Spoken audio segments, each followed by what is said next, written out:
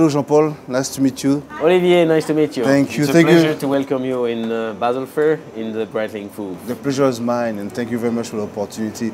Can you please show us what you're launching here in Basel? I think if I have just one product to present to you is the Transocean Chronograph Unitime. We started a big project in 2004 at Breitling to be independent regarding the conception, the development of our own mechanical chronograph movements. It took us 2 years to make the development of the prototypes, the drawings, and it took another 3 years to be able to produce these in quantities we wanted to be able to supply and to fit our #1 in sale chronomat. That was really on purpose we did that. It was a strong signal that this movement was not just a limited edition or few quantities.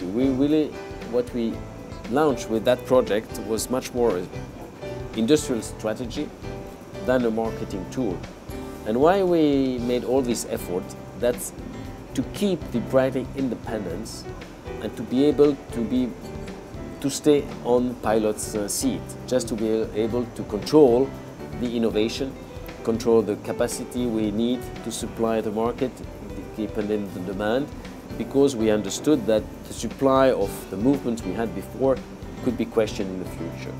So we launched that in 2009, but we also had in mind in the design of the movement to put additional function on the movement, to have an open architecture to be able to provide our consumers additional functions. And that's what we presented last year with the Chronomat GMT. It was a second time zone watch with 24 hours hand indicator. And this year we went even a step further by offering a universal time watch, chronograph, which is absolutely unique in the watch industry. So in one display you have all the worldwide time zone, just at one glance. You have the standard display, which is hour and minute hand, second chronograph hand, small second hand, and a different totalizer. And then you have the 2-disc, a 24-hour disc, which is providing you the hours in all the 24 hours time zone in the world. And to know where you are, you have to go to a second disc, which is on the outside, providing us the main city of that time zone. So very easy to read. So what else do you have from the show?